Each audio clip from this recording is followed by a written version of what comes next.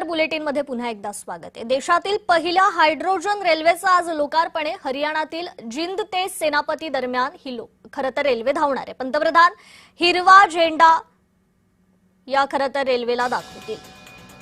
देशातल्या पहिल्या हायड्रोजन रेल्वेचं आज लोकार्पण होत आहे।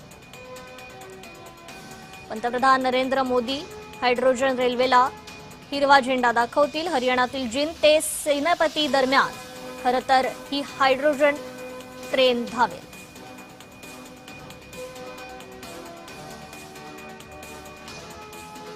देशातील ही पहिली हायड्रोजन रेल्वे आता देशवासियांसाठी सज्ज झालेली आहे। पंतप्रधान नरेंद्र मोदी यांच्या हस्ते या ट्रेनचं लोकार्पण करण्यात येईल।